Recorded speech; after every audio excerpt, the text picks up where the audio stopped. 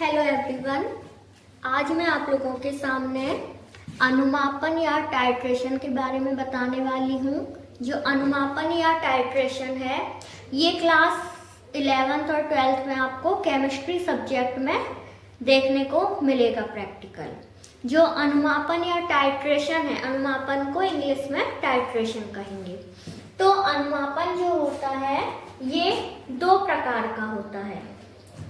एक होता है सिंगल टाइट्रेशन या एक पद अनुमापन और दूसरा होता है डबल टाइट्रेशन या द्विपद अनुमापन।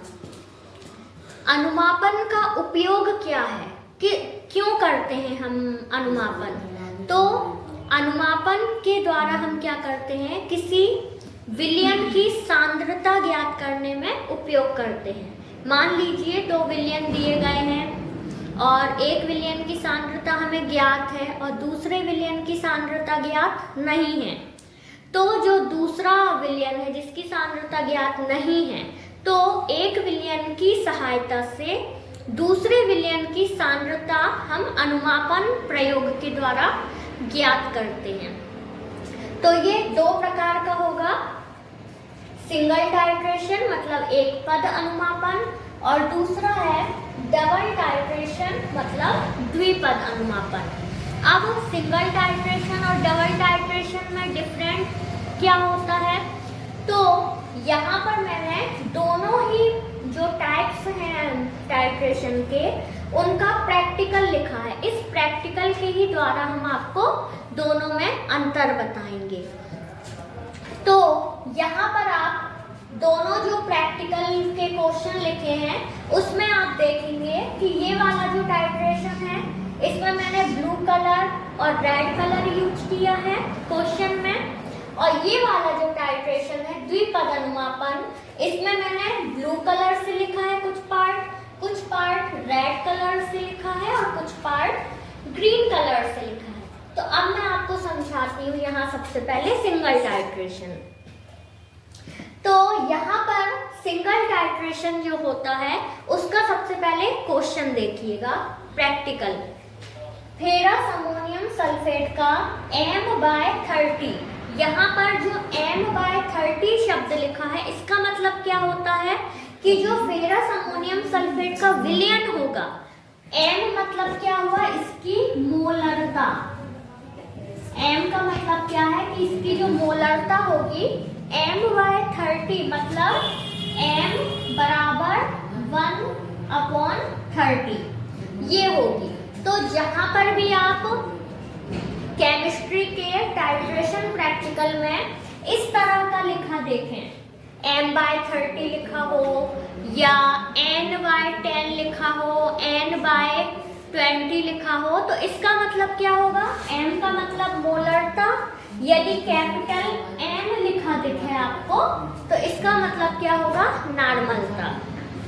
तो यहाँ पर फेरस अमोनियम सल्फेट का m/30 मानक विलयन बनाकर, मतलब जो ये हमें फेरस अमोनियम सल्फेट का विलयन बनाना है इसकी सांद्रता दी गई है। अब ये विलयन हम यहाँ पर आयतन नहीं दिया गया है कि कितनी मात्रा में बनाना है, तो वो हम खुद से बना सकते हैं, लेकिन जितना भी बनाएंगे उसकी सांद्रता जो रहेगी वो मोलरता m/30 रहेगी।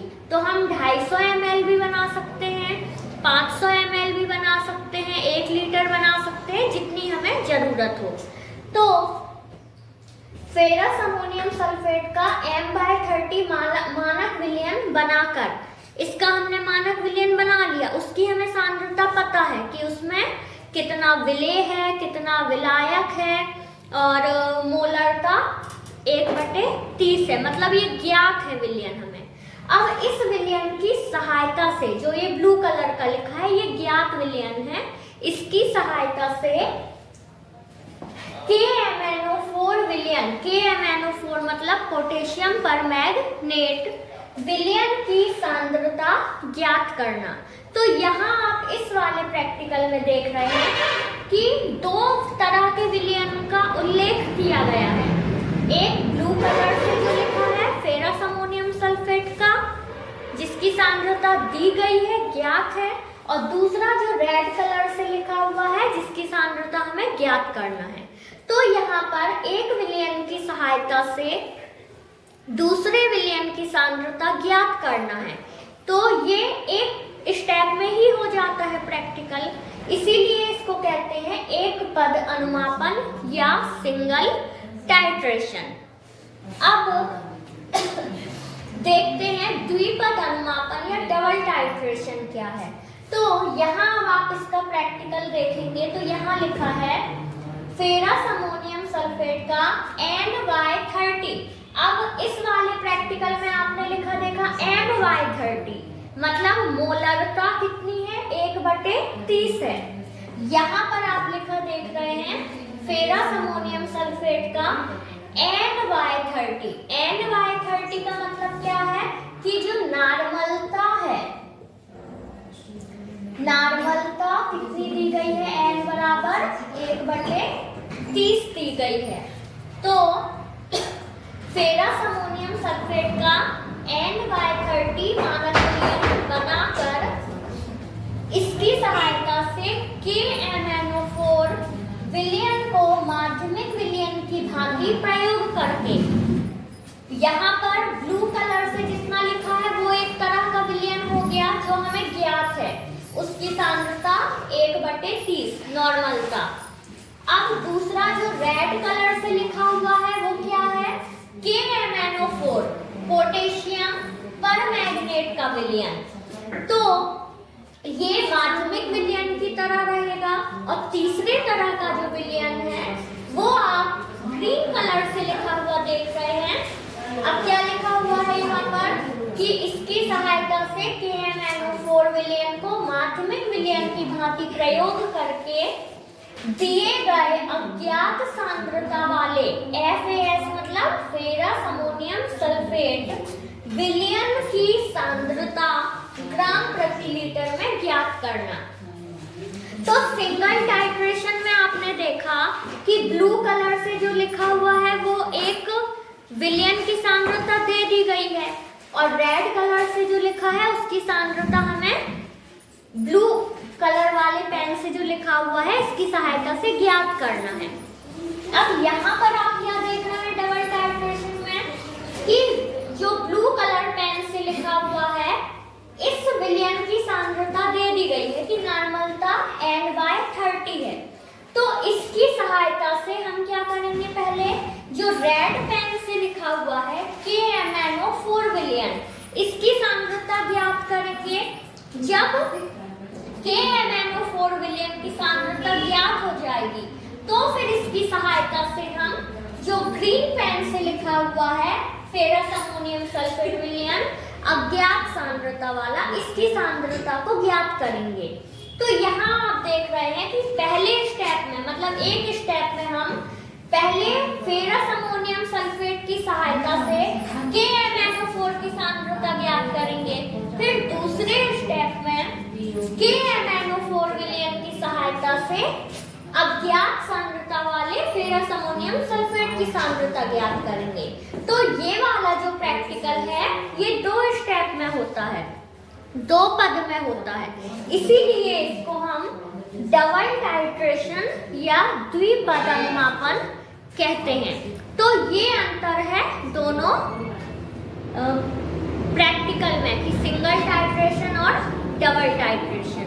अब सिंगल टाइट्रेशन और डबल टाइट्रेशन दोनों ही टाइट्रेशन ही है। तो इसमें जो प्रयोग होने वाला मुख्य उपकरण है वो है ये ब्यूरेट। यहाँ पर आप देखेंगे ये ब्यूरेट है, पूरा बेलनाकार है ये इस तरीके से, इसको हम कहते हैं ब्यूरेट। इसमें जो माध्यमिक विलयन होता है उसको हम फिल करते हैं। जैसे यदि हम एक पद अनुमापन देखें सिंगल टाइट्रेशन में, तो जो फेरस अमोनियम सल्फेट का M/30 मानक विलयन बनाकर जिसकी हमें सांद्रता ज्ञात करना होती है उसको फिल करते हैं, या जो माध्यमिक विलयन के रूप में प्रयोग करते हैं उसको इसमें फिल करते हैं। तो दोनों ही प्रैक्टिकल में आप देखेंगे कि यहाँ पर जो रेड कलर पेन से दोनों में लिखा हुआ है KMnO4 विलयन, तो ब्यूरेट में हम KMnO4 विलयन को फिल करेंगे। यहाँ पर मैंने ये KMnO4 विलयन को बनाकर रखा हुआ है। जो पोटेशियम परमैंगनेट विलयन है, पोटेशियम परमैंगनेट जो होता है, यहाँ आप देखेंगे ये बैगनी कलर के क्रिस्टल होते हैं, बहुत ही शाइनिंग रहती है इसमें। तो पानी लेके और उसमें ये KMnO4 के क्रिस्टल को अच्छे से मिक्स करके ये पोटेशियम परमैंगनेट का सॉल्यूशन तैयार हो गया है। इस पोटेशियम परमैंगनेट के ही सॉल्यूशन को हम इस ब्यूरेट में फिल करते हैं। तो यहाँ हम फिल करके भी बता देते हैं आपको। तो सबसे पहले में ये ब्यूरेट है, ये जो बेलनाकार आप देख रहे हैं, और यहाँ पर आप देख रहे हैं नीचे ये इसका सिरा जो है पतला हो गया है निडल के समान, और इसमें ये एक ब्लू कलर का जो आप देख रहे हैं कैप टाइप का है। जब हम इसको लूज करेंगे तो इससे ड्रॉप बाय ड्रॉप पानी या जो भी विलयन हम इसमें फिल करेंगे वो ड्रॉप बाय ड्रॉप नीचे आएगा, और जब हम इसको एकदम टाइट कर देंगे घुमाकर तो इससे विलयन नीचे आना बंद हो जाएगा। तो इसमें हम फिल करते हैं पोटेशियम परमैंगनेट का विलयन।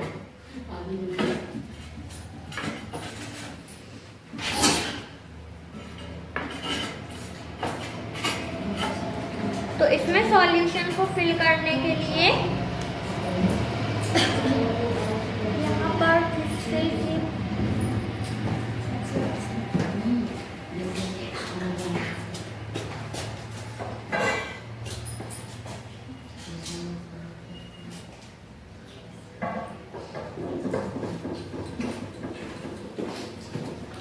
तो इस ब्यूरेट में हमें थिसिल कीप की सहायता से पोटेशियम परमैंगनेट के सॉल्यूशन को फिल करेंगे। ध्यान रखें आप कि ये जो नीचे का कैप है वो अच्छा टाइट लगा हुआ हो, नहीं तो सॉल्यूशन नीचे आने लगेगा।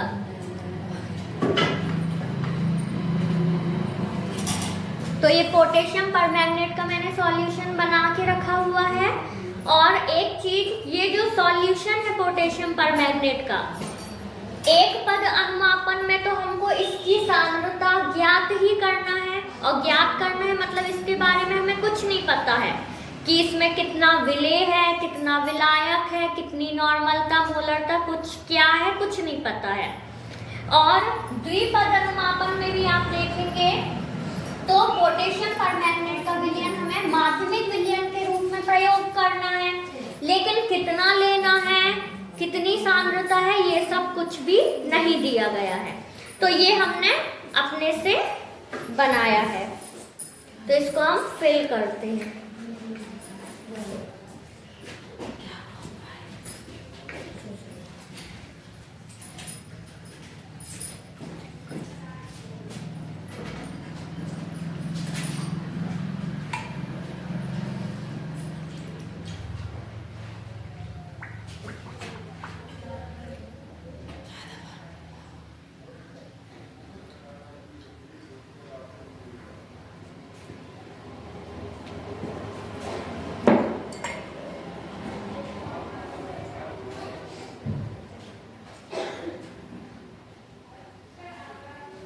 तो यहाँ आप देखेंगे कि मैंने ये ब्यूरेट में पोटेशियम परमैंगनेट का सॉल्यूशन फिल कर लिया है। अब इस ब्यूरेट में आप देखेंगे कि यहाँ आपको निशान बने हुए दिखेंगे जो कि क्या है, मात्रक है। जो ये ब्यूरेट है ये 50 मिलीलीटर कैपेसिटी का है। इसमें जो भी हम विलयन भरेंगे उसकी जो मात्रा रहेगी 50 मिलीलीटर रहेगी, लेकिन इसमें हमें फिल कहाँ तक भरना है कि ये 50 मिलीलीटर रहे। तो यहाँ पर आप देखेंगे ऊपर, यहाँ पर सबसे ऊपर वाला जो निशान रहेगा हमें वहां तक इस सॉल्यूशन को फिल करना है। ऊपर इसका जो मान रहेगा वो 0 रहेगा, और जैसे जैसे हम नीचे जाते जाएंगे इसका मान बढ़ता जाएगा। तो लास्ट में सबसे नीचे इसका जो मान रहेगा यहाँ वो 50 रहेगा।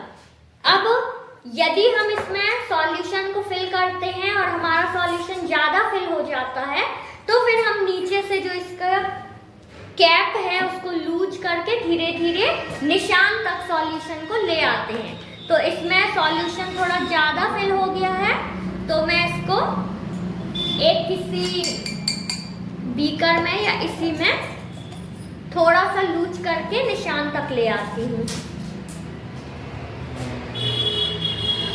बहुत एकदम से आपको ढीला नहीं करना है, इसको हल्के से करना है, जिससे धीरे धीरे सॉल्यूशन नीचे आए।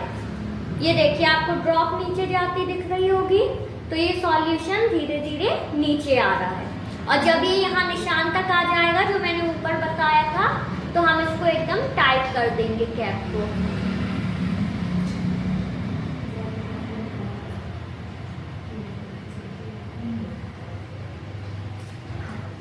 तो अब आप देखेंगे इसमें, तो ये जो सॉल्यूशन है ये पूरा यहाँ ऊपर के निशान तक फिल हो गया है। तो ये ब्यूरेट में जो हमें KMnO4 विलियन भरना था, उसको हमने इस थिसिल कीप की सहायता से फिल कर लिया है। और एक पद अनुमापन जो हमने यहाँ लिखा है प्रयोग, उसमें इसकी सांद्रता हमें ज्ञात करना है। और जो द्विपद अनुमापन है उसमें हमें इस KMnO4 विलियन को माध्यमिक विलियन की भांति प्रयोग करना है। दोनों ही प्रयोग में हमें इसकी सांद्रता नहीं पता है कि कितना विलेय है, कितना विलायक है, कुछ भी नहीं पता है। दोनों ही प्रैक्टिकल में हमें इसकी सांद्रता को ज्ञात करना है। दोनों अलग अलग प्रैक्टिकल हैं, लेकिन मैं आपको दोनों को एक साथ समझा रही हूँ। तो इसको अब हम यहाँ साइड में रख देते हैं, जब तक इसका भी यूज नहीं करना है।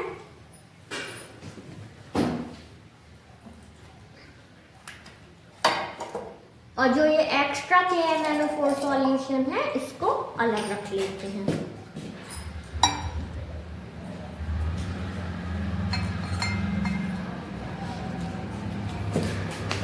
तो जो KMnO4 विलियन था, जो हमें ब्यूरेट में फिल करना था, जिसकी सांद्रता हमें ज्ञात करना है, उसका हम काम कर चुके हैं।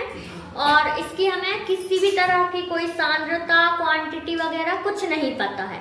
बस इतना पता है कि ब्यूरेट में हमने जितना फिल किया है उसकी क्वांटिटी 50 मिलीलीटर है। अब हम आगे बढ़ते हैं क्वेश्चन में या प्रैक्टिकल में।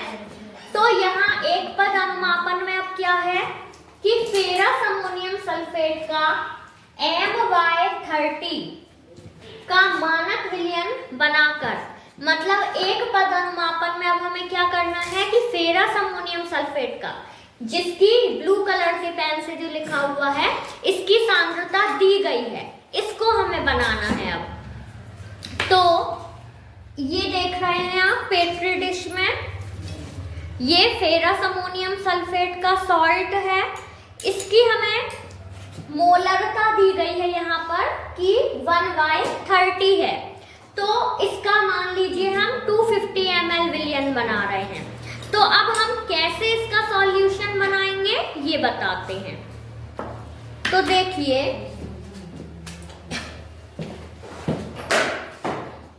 यहाँ ब्लू पेन से जो लिखा है कि फेरस अमोनियम सल्फेट का M/30 मानक विलयन बनाना है हमें, और इस विलयन की सहायता से ही हम यहाँ पर जो पोटेशियम परमैंगनेट विलयन है, इसकी सांद्रता को ज्ञात करेंगे। तो अब हम कितना विलेय लें फेरस अमोनियम सल्फेट का, कितना क्या लें, ये हमें इस M/30 से पता चलेगा। तो M/30 क्या है? मोलरता है, मतलब M बराबर 1/30 है। तो मोलरता बराबर आपने केमिस्ट्री थ्योरी में पढ़ा होगा, 11th 12th दोनों क्लास में है ये थ्योरी में। तो जो मोलरता बराबर होता है, मोलरता का फॉर्मूला होता है विलेय की मात्रा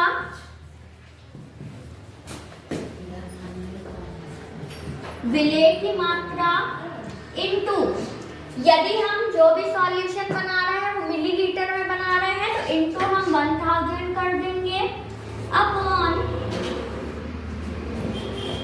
विलेय का आणविक द्रव्यमान। विलेय का आणविक द्रव्यमान को इंग्लिश में कहते हैं मॉलिक्यूलर मास। आणविक द्रव्यमान इनटू विलयन का आयतन, इनटू विलयन का आयतन मिलीलीटर में। तो ये जो है ये मोलारता का फॉर्मूला है। अब हम इस फॉर्मूले में सिर्फ ये ब्लू कलर के पेन से जो वैल्यू दी गई है उसको पुट करेंगे, इनपुट करेंगे, तो हमको विलेय की मात्रा ज्ञात हो जाएगी कि हमको इस सॉल्यूशन बनाने में कितना विलेय लेना है। तो कैसे करेंगे, यहाँ देखिएगा, मोलारता बराबर, तो मोलारता का मान दे दिया गया है 1/30। तो यहाँ लिखा हमने 1/30 बराबर, विलेय की मात्रा हमको ज्ञात नहीं है कि हमें फेरस अमोनियम सल्फेट जो सॉल्ट है, ये जो फेरस अमोनियम सल्फेट का सॉल्ट है, इसको हमें कितना लेना है।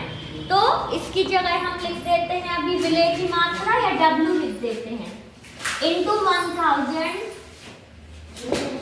अपॉन विलेय का आणविक द्रव्यमान, मतलब फेरस अमोनियम सल्फेट का आणविक द्रव्यमान लिखना है। तो जो फेरस अमोनियम सल्फेट है इसका आणविक द्रव्यमान होता है 392.14 ग्राम पर मोल। तो विलेय का आणविक द्रव्यमान की जगह हम क्या लिखेंगे, 392.14 लिखेंगे। तो 392.14 इनटू विलयन का आयतन मिलीलीटर में। हमें कितना विलयन बनाना है, यदि यहाँ प्रैक्टिकल में नहीं दिया है तो हम अपने अकॉर्डिंग विलयन का आयतन ले सकते हैं कि 250 लेना है कि 500 ml लेना है या जितना लेना है। तो हम यहाँ 250 ml विलयन बनाते हैं, तो यहाँ लिख दिया हमने 250। अब जब हम यहाँ पूरी वैल्यू इनपुट की है हमने, इसको जब हम सॉल्व करेंगे तो हमको यहाँ पर W का मान ज्ञात हो जाएगा। जहां तक ये 3.2 के समथिंग आएगा, 3.2 के समथिंग आएगा, इतना कुछ आएगा। तो अब जो ये W बराबर जो यहाँ वैल्यू आएगी, वो क्या वैल्यू आई है, फेरस अमोनियम सल्फेट जो ये सॉल्ट है, ये हमें लेना है कितना, 3.2 ग्राम। तो हम एक कोनिकल फ्लास्क ले लेते हैं, ये कोनिकल फ्लास्क ले लिया हमने, और इसमें हम सबसे पहले क्या लेंगे, 3.2 ग्राम। आप इसको भौतिक तुला से भी तौल सकते हैं और या फिर वेइंग मशीन से तौल सकते हैं जो इलेक्ट्रॉनिक होती है। तो यहाँ पर हम ले लेते हैं इसको। अभी हम आपको अंदाज से करके बताते हैं क्योंकि अभी मेरे पास अवेलेबल नहीं है वेइंग मशीन। तो 3.2 ग्राम के समथिंग हमको लेना है यहाँ सॉल्ट। तो ये ले लिया हमने 3.2 ग्राम, ये मैंने अंदाज से लिया है, लेकिन आपको सब चीज इक्वल लेना है। अब इसको हम इस कोनिकल फ्लास्क में लेंगे। देखिए यहाँ पर आप देख रहे हैं कि हमने जो आयतन लिया है पूरे विलयन का आयतन लिया है, इसीलिए आप लोग ऐसा ना करें कि पहले कोनिकल फ्लास्क में 250 ml पानी भर लें और फिर उसके बाद आप विलेय की मात्रा डालें। ऐसे में क्या होगा, वो विलेय की मात्रा ज्यादा हो जाएगी। इसीलिए पहले आप कोनिकल फ्लास्क में विलेय की मात्रा ऐड कर लें, उसके बाद फिर यहाँ आप देख रहे हैं कि यहाँ पर जो ये निशान बना है ये 250 ml का है। तो अब हम इसमें पानी ऐड करेंगे निशान तक।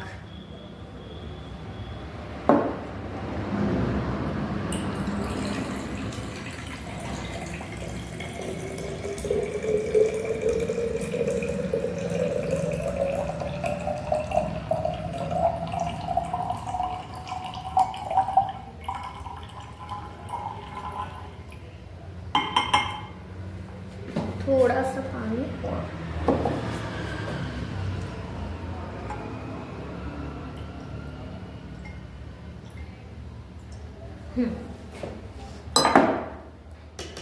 तो यहाँ आप देखेंगे कि 250 का जो निशान बना है वहां तक हमने पानी ऐड कर लिया है। पहले विलेय की मात्रा डाल ली थी। अब हम ये कांच की छड़ की सहायता से इसको अच्छे से मिक्स कर लेंगे।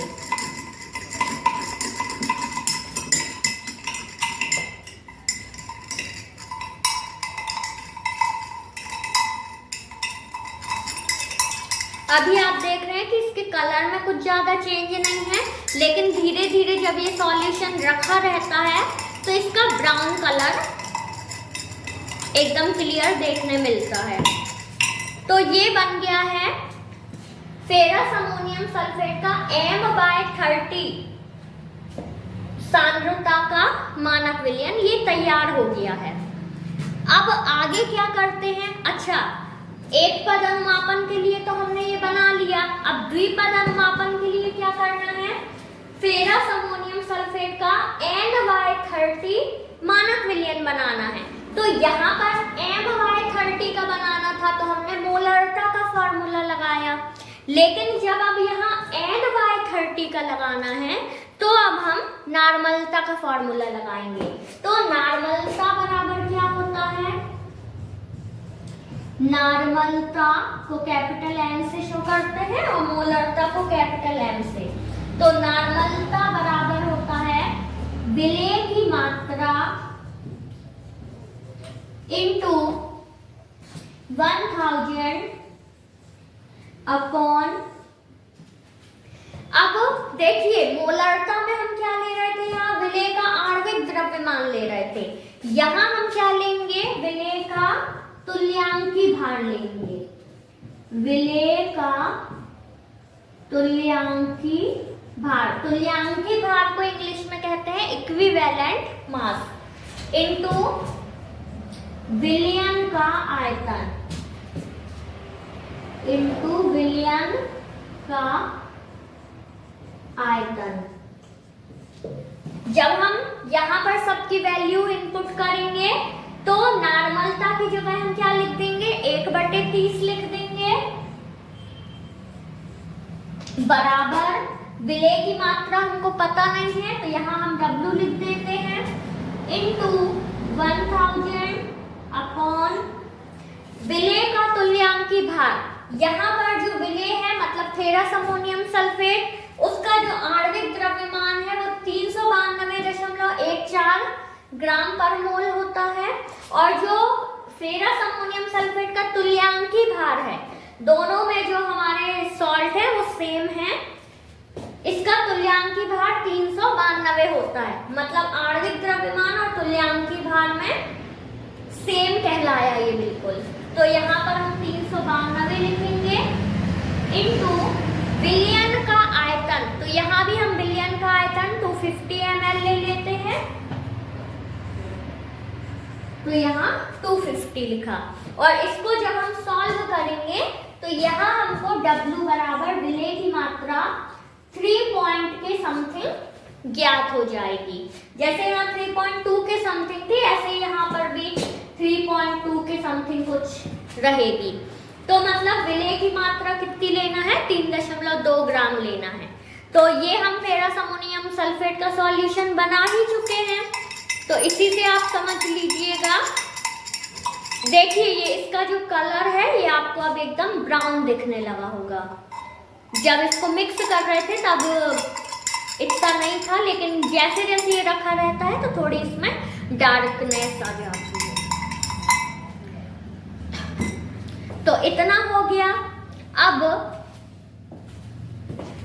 दोनों जो प्रैक्टिकल हैं, दोनों प्रैक्टिकल में हमने पोटेशियम परमैंगनेट का सॉल्यूशन का काम फिनिश कर लिया, और जो दिया गए सांद्रता वाला सॉल्यूशन था फेरस अमोनियम सल्फेट, यहाँ पर M/30 का तैयार करना था और यहाँ पर N/30 का तैयार करना था, तो वो हम कर चुके हैं। अब आगे हमें क्या करना है तो वो देखते हैं हम। तो यहाँ पर अब एक पद अनुमापन में तो सीधे कहा गया है कि हमें पोटेशियम परमैंगनेट की सांद्रता ज्ञात करना है। तो कैसे सांद्रता ज्ञात करेंगे हम? तो देखिए अब सांद्रता हम ज्ञात कैसे करेंगे? सीधे अनुमापन करके करेंगे। तो अब अनुमापन के लिए हमको अब क्या प्रोसेस करना पड़ेगी, तो एक पद अनुमापन का समझाते हैं, उसी तरह का थोड़ा सा मिलता जुलता द्विपद अनुमापन का रहेगा। कोशिश करेंगे कि पूरा एक्सप्लेन करें हम। तो देखिए, सबसे पहले तो हम अपना जो ब्यूरेट फिल किया है उसको रख लेते हैं यहाँ पर, और जो हमने ये ज्ञात सांद्रता का फेरस अमोनियम सल्फेट का विलयन बनाया है, इसको अब हम क्या करेंगे, जो ये पीपेट होता है, अनुमापन के जो मुख्य दो उपकरण है वो है ये ब्यूरेट, जो कि ये बेलनाकार है, जिसमें हमने पोटेशियम परमैंगनेट का सॉल्यूशन भरा हुआ है, और एक ये है बेलनाकार जो आप देख रहे होंगे, ये देखिए, ये बेलनाकार है पीपेट। पीपेट का जो एक सिरा होता है वो पूरा ऐसे ओपन है, और दूसरा सिरा नीचे जाके क्या हो जाता है, एकदम पतला निडल जैसा हो जाता है। तो पीपेट का क्या उपयोग होता है, पीपेट की सहायता से हम क्या करते हैं, 10 ml या 20 ml या 25 ml जितना भी हमें ये फेरस अमोनियम सल्फेट लेना है, उसको जैसे फ्रूटी पीते हैं उसी की तरह हमें इससे फ्रूटी पीने जैसे सक करना है, और तुरंत ऐसे ऊपर हम थंब लगा लेंगे ऐसे ऊपर। तो क्या होगा कि जो इसमें सॉल्यूशन भरा है वो नीचे नहीं गिरेगा। लेकिन इसमें भी देखिए ये निशान है, इसमें ये लगा हुआ है निशान यहाँ पर। तो इतना तक यदि सॉल्यूशन भर गया है तो इसका मतलब क्या है कि ये जो पीपेट जितने ml का है, 10 ml का, तो यहाँ तक फिल है, मतलब सॉल्यूशन 10 ml है। तो हम ऊपर थंब लगाए रहेंगे, जो इसका चौड़ा वाला हिस्सा है, तो सॉल्यूशन इसमें अंदर फिल रहेगा। लेकिन जैसे ही हम थंब को हटाएंगे तो पूरा सॉल्यूशन नीचे आ जाएगा। तो जो ये पीपेट है ये भी कई मान के रहते हैं, जैसे ये 10 ml का है, ये 20 ml का है, 25 ml का भी होता है, अलग अलग क्वांटिटी के रहते हैं ये। तो पीपेट की सहायता से हम इस फेरस अमोनियम सल्फेट को फ्रूटी जैसे सक करेंगे, और तुरंत ऐसे थंब लगा के इसकी निश्चित मात्रा ले लेंगे। हम 10 ml का ही यहाँ यूज कर रहे हैं। तो मैं ये पीपेट का उपयोग ना करके डायरेक्ट मैं 10 ml की जगह 20 ml जो है फेरस अमोनियम सल्फेट ले लेती हूँ। ये जो पीपेट है ये 20 ml का है। तो अभी मैंने इसको उतना साफ नहीं किया पीपेट को। जब आप पीपेट का यूज करें तो अच्छे से इसको धोकर साफ करके अपने मुंह में लगाएं। तो मैं पीपेट का उपयोग नहीं कर रही हूँ, मैं डायरेक्ट जो ये आप स्मॉल बीकर देख रहे हैं इसमें यहाँ पर 20 ml दिया हुआ है। तो इतना हम 20 ml ये फेरस अमोनियम सल्फेट लेकर इसके बाद इसको क्या करेंगे, इसमें 5 ml H2SO4 सल्फ्यूरिक एसिड डालेंगे और इसको थोड़ा सा गर्म करेंगे, हीट करेंगे।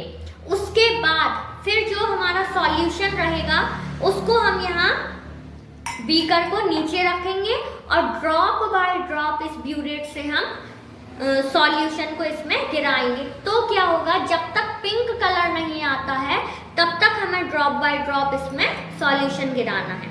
लेकिन इसमें सॉल्यूशन को ड्रॉप बाय ड्रॉप गिराने के पहले यहाँ अभी मैं आपको एक सारणी बताऊंगी कि उसमें हमें पूरी रीडिंग फिल करना है, तो उसके अकॉर्डिंग हम इसमें रीडिंग फिल करते जाएंगे। तो अभी आप पहले यदि आपने इतना नोट नहीं किया है तो आप इतना नोट कर लें जितना मैंने अभी बताया है। उसके बाद फिर मैं आपको ऑब्जर्वेशन टेबल जो है, प्रेक्षण सारणी, वो कैसे बनाना है वो बताती हूँ। तो अभी आप इतना नोट करें।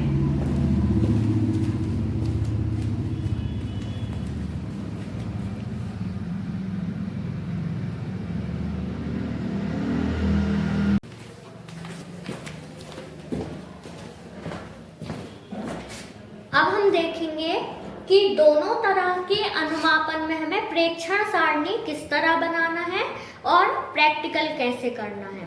तो यहाँ पर आप देख रहे हैं कि एक पद अनुमापन सिंगल टाइट्रेशन में मैंने सिर्फ एक टेबल बनाई हुई है जिसमें क्रमांक पीपेट का पाठ्यांक, जितना भी जो भी ml का हम पीपेट लेंगे, यदि 10 ml का पीपेट ले रहे हैं तो जितनी भी रीडिंग हम लेंगे 1, 2, 3, 4 सब में 10 ml लिखेंगे। फिर ब्यूरेट का पाठ्यांक, तो ब्यूरेट के पाठ्यांक में आप देख रहे हैं कि मैंने फिर से 2 कॉलम किए हैं, प्रारंभिक और अंतिम। तो मैंने आपको बताया है कि जो ब्यूरेट होता है इसका जो कुल आयतन है वो 50 ml होता है। अब यहाँ पर ऊपर जो होता है 0 लिखा हुआ होता है, 0, और लास्ट में सबसे नीचे 50 लिखा हुआ होता है। तो जो प्रारंभिक पाठ्यांक है ब्यूरेट का, पहली रीडिंग में वो कितना होगा? 0 होगा, क्योंकि ऊपर क्या लिखा हुआ है? 0 लिखा हुआ है। तो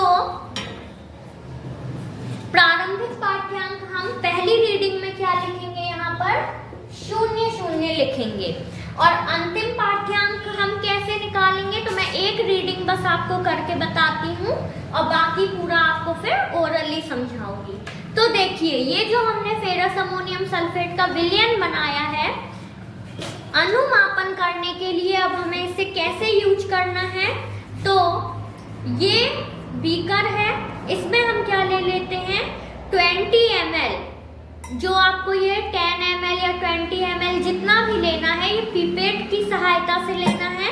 लेकिन ये बीकर में यहाँ पर 20 ml का निशान बना हुआ है, तो मैं इसी से ले लेती हूँ डायरेक्ट फेरस अमोनियम सल्फेट का विलयन।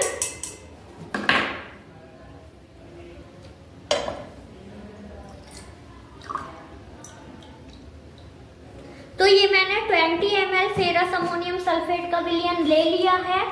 अब हमें इसमें क्या करना है? 5 ml तनु H2SO4 सल्फ्यूरिक अम्ल ऐड करना है। तो मैं 5 ml H2SO4 ऐड कर देती हूँ।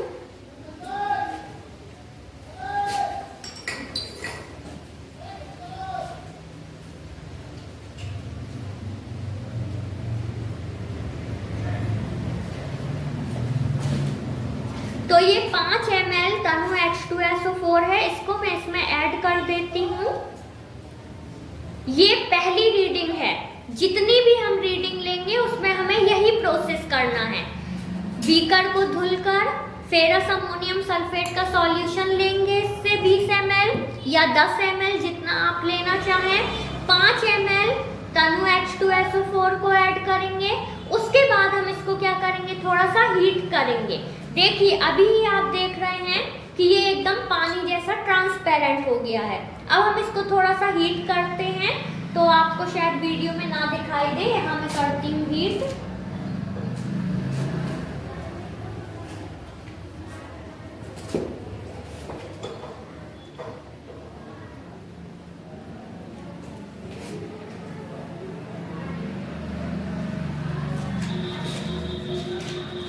हमको इसको बहुत तेज गर्म नहीं करना है, हल्का गर्म बस करना है।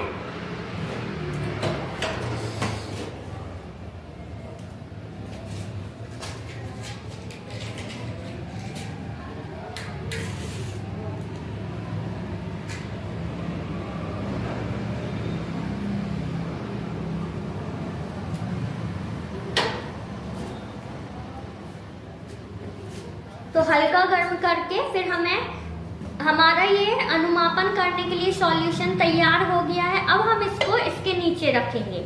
अब क्या करेंगे हम कि ये जो ब्यूरेट में KMnO4 का विलयन भरा हुआ है, तो यहाँ पर आप देख रहे हैं कि अभी ब्यूरेट का प्रारंभिक पाठ्यांक हमने 0 लिखा है, क्योंकि ऊपर तक पूरा फिल है तो 0 है।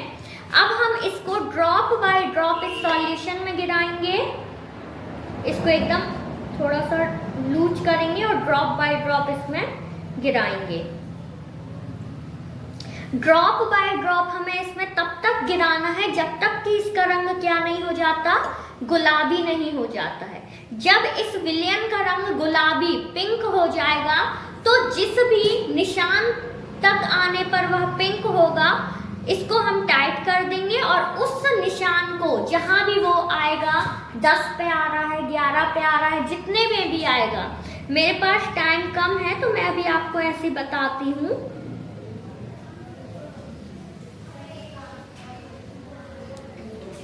तो देखिए पिंक कलर थोड़ा थोड़ा हो गया है। तो यहाँ हम रीडिंग देखेंगे कि कितनी आई है। ये 10 के समथिंग आई है, तो मैं यहाँ पर क्या लिख दूंगी, अब अंतिम पाठ्यांक में 10 लिख दूंगी। इसको मैं साइड कर देती हूँ और अब आपको ओरली यहाँ समझाती हूँ। तो यहाँ मैंने 10 लिख दिया। अब जो यहाँ KMnO4 का प्रयुक्त आयतन है, तो वो हमें कैसे ज्ञात करना है, अंतिम माइनस प्रारंभिक से ज्ञात करना है। यहाँ हम लिखना भूल गए हैं, तो अंतिम पाठ्यांक माइनस प्रारंभिक पाठ्यांक। तो अंतिम यहाँ कितना है, 10 है और प्रारंभिक 0 है, तो यहाँ पर कितना आ जाएगा, 10 आ जाएगा। इसी तरह की हमें जितनी रीडिंग लेना चाहें 3, 4, 5, वो इसी तरह से लेना है। अब इसके बाद हमारी जो एक पद अनुमापन है उसकी प्रेक्षण सारणी हो जाएगी। अब कैलकुलेशन हमें कैसे करना है, तो कैलकुलेशन का फॉर्मूला है N1V1 बराबर N2V2। तो यहाँ पर N1 क्या होगा, जो सांद्रता हमको दी गई थी, मतलब फेरस अमोनियम सल्फेट का हमने M/30 का विलयन बनाया है, इसकी सांद्रता दी गई है मोलरता। तो सॉरी, यहाँ पर हमने N1 लिख दिया, ये मोलरता से संबंधित है, तो यहाँ हम M1 लिखेंगे। द्विपद अनुमापन के चक्कर में हमने यहाँ भी N लिख दिया। तो ये M1V1 बराबर M2V2 हो जाएगा। तो M1 की जगह हम क्या लिखेंगे, 1/30 लिखेंगे। अब V1 क्या होता है, तो जो पीपेट का पाठ्यांक है, हम 10 ml का पीपेट यूज कर रहे हैं या 20 ml का पीपेट यूज कर रहे हैं, तो वो पाठ्यांक हम यहाँ लिखेंगे। तो यहाँ मैं 20 लिख देती हूँ सभी रीडिंग में, 20। इसके बाद ब्यूरेट का पाठ्यांक कैसे लेना है ये हम बता चुके हैं। अब देखिए, जो यहाँ प्रारंभिक तो 0 था और अंतिम जब ये पिंक कलर हो गया उसको हमने नोट किया, तो अंतिम आया 10। अब जो हम सेकेंड रीडिंग लेंगे, नेक्स्ट रीडिंग जो भी लेंगे, तो ब्यूरेट का अंतिम पाठ्यांक प्रारंभिक बन जाएगा। तो यहाँ प्रारंभिक क्या बन गया, 10 बन गया। और अंतिम जो भी हम रीडिंग लेंगे, हर बार हमको ये सॉल्यूशन नया लेना है हर रीडिंग में। तो इस तरह से हम रीडिंग ले लेंगे और यहाँ पर KMnO4 का प्रयुक्त आयतन निकाल लेंगे। अब यहाँ जो भी हमारी रीडिंग आती है, मान लीजिए यहाँ 10 आई, यहाँ जो भी आती है, तो उसका फिर हम क्या निकालेंगे, औसत आयतन निकालेंगे। औसत निकालेंगे तो जो भी औसत आएगा तो वो क्या कहला जाएगा, V2 कहला जाएगा। तो यहाँ कैलकुलेशन में M1 की जगह हमने 1/30 लिखा, V1 की जगह पीपेट का पाठ्यांक लिखना है हमें, V1 की जगह बराबर M2 मतलब जो KMnO4 की हमें मोलरता सांद्रता ज्ञात कर रहे हैं, तो वो तो हम ज्ञात कर रहे हैं, यहाँ क्वेश्चन मार्क। और V2 क्या हो जाएगा, जो यहाँ पर KMnO4 का औसत आयतन आएगा वो हो जाएगा V2। तो इस तरह हम सॉल्व करेंगे तो हमको M2 की वैल्यू ज्ञात हो जाएगी और वही हमारा रिजल्ट रहेगा। अब इसके बाद जो द्विपद अनुमापन है, तो द्विपद अनुमापन की भी सेम प्रोसेस है, बस थोड़ा सा डिफरेंस रहेगा कि इसको हमें डबल स्टेप में करना है। कैसे करना है, तो देखिए यहाँ आप देख रहे हैं कि मैंने 2 टेबल बनाई है, 2 इसमें कॉलम कर दिए हैं। आपको कॉलम नहीं करना है, मेरे पास स्पेस कम है बोर्ड में, इसलिए मैंने ऐसा किया है। आपको पेज में नीचे ही करना है, एक के नीचे एक। तो यहाँ पर प्रथम पद और द्वितीय पद मैंने ऐसा लिखा है।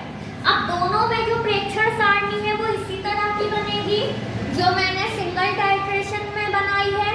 अब यहाँ पर हम क्या करेंगे, पिपेट का पाठ्यांक वही हम 10 ml या 20 ml जितना भी लेना चाहें, इसी तरह यहाँ पर भी। अब देखिए यहाँ पर क्या होगा, फॉर्मूला भी हमारा वही है। प्रथम पद के लिए N1, क्योंकि अब हम यहाँ नॉर्मलता यूज कर रहे हैं, N1V1 बराबर N2V2, जैसे सिंगल टाइट्रेशन में हमने किया था कैलकुलेशन। तो यहाँ पर अब हम क्या करेंगे, देखिए पहले स्टेप में हम जो फेरस अमोनियम सल्फेट की सांद्रता दी गई है उसकी सहायता से KMnO4 विलयन की सांद्रता ज्ञात करेंगे। जो ये KMnO4 ब्यूरेट में भरा हुआ है और जो फेरस अमोनियम सल्फेट का हम NY30 का विलयन बनाएंगे उसको 20 ml इस बीकर में लेंगे, 5 ml हम तनु H2SO4 डालेंगे और थोड़ा सा हीट करके फिर यहाँ हम टाइट्रेशन करेंगे। सेम प्रोसेस है, कुछ अंतर नहीं है। इसके बाद अब यहाँ हमारा क्या होगा, जब हम ये प्रोसेस करेंगे तो जो KMnO4 विलयन है उसकी हमें सांद्रता ज्ञात होगी। यहाँ हम पूरी वैल्यू पुट करेंगे तो देखिए यहाँ पर हमारा N1V1 बराबर N2V2, तो N1 जो दी गई है नॉर्मलता 1/30 वह आएगा। V1 क्या होगा, V1 पिपेट का जो आयतन है वो होगा। फिर N2 क्या होगा, KMnO4 की जो सांद्रता है वो हम ज्ञात करेंगे, N2 बराबर हम ज्ञात करेंगे यहाँ पर। और V2 क्या होगा, V2 होगा यहाँ KMnO4 का जो औसत आयतन आएगा वो होगा। तो फिर कैलकुलेशन जब हम करेंगे तो हमको N2 की वैल्यू ज्ञात हो जाएगी, मतलब KMnO4 की वैल्यू ज्ञात हो जाएगी। तो ये पहला स्टेप हो गया। अब दूसरे स्टेप में हम क्या करेंगे, तो दूसरे स्टेप में हम इस KMnO4 विलयन की सहायता से जो आपको अज्ञात सांद्रता का विलयन दिया जाएगा, जो आपके टीचर देंगे, देखिए ये फेरस अमोनियम सल्फेट का जो विलयन है इसकी सांद्रता तो ज्ञात है, वो है ये सॉल्यूशन। अज्ञात सांद्रता का विलयन कैसा होगा कि जैसे ये मान लीजिए कोनिकल फ्लास्क है, इसमें ये पानी है, तो आपको नहीं पता है कि इसमें कितना विलेय मिक्स है, टीचर को पता होगा या नहीं भी पता होगा तो कैलकुलेशन से आ जाएगा। तो ज्ञात के लिए तो हमने नॉर्मलता के सूत्र से विलेय की मात्रा निकाल ली थी, लेकिन जो ये अज्ञात सांद्रता का फेरस अमोनियम सल्फेट विलयन है इसमें हमें किसी तरह की कोई मात्रा वगैरह नहीं पता है, ठीक है। तो ये जो रहेगा, अब ये क्या रहेगा, अज्ञात सांद्रता का विलयन रहेगा। इसी की हम सांद्रता दूसरे स्टेप में ज्ञात करेंगे कि इसकी नॉर्मलता कितनी है, और नॉर्मलता ज्ञात हो जाएगी तो विलेय विलायक वगैरह सब कुछ पता हो जाएगा। तो यहाँ पर दूसरे स्टेप में अब हम फिर से प्रेक्षण सारणी तीनों में आप देख रहे हैं सेम रहेगी, ठीक है। यहाँ पर पहले स्टेप में जो पिपेट का आयतन है वो V1, KMnO4 का प्रयुक्त आयतन V2 हो जाएगा और N1 फेरस अमोनियम सल्फेट की नॉर्मलता हो जाएगी। अब दूसरे स्टेप में ब्यूरेट में हम KMnO4 ही लेंगे और जो अज्ञात सांद्रता का विलयन है, ये जो अभी बना रहे थे, उसको अब हम बीकर में लेंगे 20 ml, 5 ml उसमें तनु H2SO4 डाल के अनुमापन करेंगे और फिर जो ये सारणी है इसमें हम फिल करेंगे। तो पिपेट का आयतन 20 20 20 या 10 जितना आपको लेना हो। ब्यूरेट का प्रारंभिक पाठ्यांक आपको बताया कि ये 0 ही रहेगा। पिंक कलर जहां तक आएगा वो अंतिम पाठ्यांक होगा और KMnO4 का जो प्रयुक्त आयतन रहेगा उसका औसत हम ज्ञात करेंगे। तो ये वैल्यू क्या कहलाएगी, यहाँ पर ये कहलाएगी V2। जो पिपेट का मान रहेगा वो क्या कहलाएगा, V3। और N2 क्या रहेगा, जो हम KMnO4 की सांद्रता ज्ञात कर चुके हैं पहले स्टेप में, वो रहेगा N2। तो हमारा जो कैलकुलेशन में फॉर्मूला रहेगा N2 × V2 बराबर N3 × V3। तो यहाँ N2 क्या होगा, KMnO4 की सांद्रता जो हमने पहले स्टेप में ज्ञात की। V2 क्या रहेगा, KMnO4 का प्रयुक्त आयतन का जो औसत आएगा। N3 हम ज्ञात करेंगे, ये अज्ञात सांद्रता वाला जो फेरस अमोनियम सल्फेट विलयन है ये रहेगा N3 और जो V3 है ये रहेगा पिपेट का आयतन। तो इस तरह हम कैलकुलेशन करके अज्ञात सांद्रता वाला जो विलयन है उसकी सांद्रता सांद्रता ज्ञात हो जाएगी। तो इस तरह से हमें करना है अनुमापन। Thank you.